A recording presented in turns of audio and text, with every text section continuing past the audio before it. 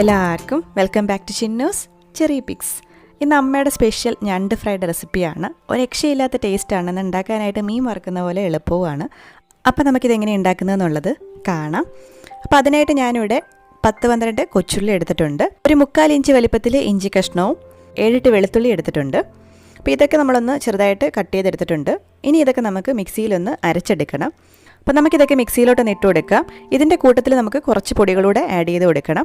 അതിനായിട്ട് 2.5 ടീസ്പൂൺ മുളക് പൊടി ചേർത്ത് കൊടുക്കുക, 1.5 ടീസ്പൂൺ കുരുമുളക് പൊടി ചേർത്ത് കൊടുക്കുക, 1/4 ടീസ്പൂൺ മഞ്ഞൾപ്പൊടി ചേർത്ത് കൊടുക്കുക, പിന്നെ ഒരു പച്ചമുളക് ചേർത്തിട്ടുണ്ട്. ഈ സമയത്ത് നിങ്ങൾ 1/2 ടീസ്പൂൺ അല്ലെങ്കിൽ ഒരു 3/4 ടീസ്പൂൺ പെരിഞ്ചീരകം കൂടി ചേർത്ത് കൊടുക്കണം. ഞാൻ ലാസ്റ്റ് പൊടിയാണ് ചേർത്ത് കൊടുക്കുന്നത്. ഇതിനി കുറച്ച് വെള്ളവും ഉപ്പും ചേർത്ത് നല്ല പേസ്റ്റ് രൂപത്തിലൊന്ന് അരച്ചെടുക്കാം. അപ്പോൾ ഇതാണ് ഒരു പരുവം. നമ്മൾ ഉപ്പ് ടേസ്റ്റ് ചെയ്ത് നോക്കുക. ഉപ്പ് അധികമാവാൻ പാടില്ല.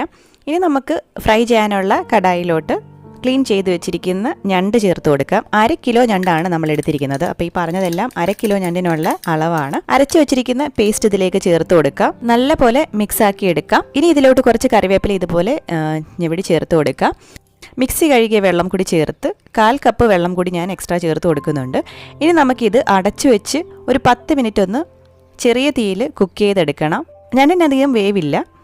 ഞാനിതിടയ്ക്ക് തുറന്ന് കുറച്ച് പെരിഞ്ചീരകത്തിൻ്റെ പൊടി കൂടി ചേർത്ത് കൊടുക്കുകയാണ്. ഞാനത് നേരത്തെ വിട്ടുപോയതാണ്. ഒരു 1/4 ടീസ്പൂൺ ചേർത്ത് കൊടുത്തിട്ടുണ്ട്. ഒരു 10 മിനിറ്റ് ആയിട്ടുണ്ട്. നമുക്കിത് തുറന്ന് വെള്ളമുണ്ടെങ്കിൽ അത് ഇതുപോലെ ഒന്ന് വറ്റിച്ചെടുക്കണം. അപ്പോൾ എല്ലാ വെള്ളമയം പോയിട്ടുണ്ട്. അതിനുശേഷം നമുക്കിതിലേക്ക് വെളിച്ചെണ്ണ ചേർത്ത് കൊടുക്കുകയാണ്. സൈഡിലോട്ട് ഇതൊന്ന് മാറ്റി വെച്ചിട്ട് വേണം നമ്മൾ വെളിച്ചെണ്ണ ചേർത്ത് കൊടുക്കാനായിട്ട്. ഇതിലോട്ട് നമുക്ക് കുറച്ച് തേങ്ങ കൊത്തും കറിവേപ്പിലയും ചേർത്ത് കൊടുക്കാം. എന്നിട്ട് നല്ലപോലെ വഴറ്റിയെടുക്കണം. ഈ സമയത്തൊന്നും ആ ഒരു കറക്റ്റ് സ്മെല്ല് വരില്ല. നല്ല വഴണ്ടി വരുമ്പം നല്ല കൊതി വരുന്ന ഒരു മണം വരും. അതേടെ വരെ നമ്മളിത് വഴറ്റിയെടുക്കുക.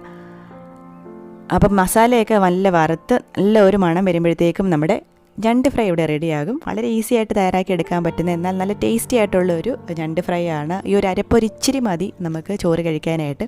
കുറച്ച് പച്ചമുളക് ഉണ്ടെങ്കിൽ പിന്നെ വേറെ ഒന്നും വേണ്ട. അപ്പോൾ എല്ലാവരും ട്രൈ ചെയ്ത് നോക്കുക. അഭിപ്രായങ്ങൾ കമൻറ്റ് ചെയ്ത് അറിയിക്കുക. നമ്മുടെ ചാനൽ ആദ്യമായിട്ടാണ് കാണുന്നതെന്നുണ്ടെങ്കിൽ ഒന്ന് സബ്സ്ക്രൈബ് ചെയ്യുക. ആ സൈഡിൽ കാണുന്ന ബെല്ലൈക്കൺ കൂടി ക്ലിക്ക് ചെയ്യുകയാണെന്നുണ്ടെങ്കിൽ പുതിയ വീഡിയോസ് ഇടുമ്പോൾ നോട്ടിഫിക്കേഷൻസ് ആയിട്ട് കിട്ടിക്കോളും. പുതിയൊരു റെസിപ്പിയുമായിട്ട് വീണ്ടും കാണാം. അതുവരേക്കും ബൈ.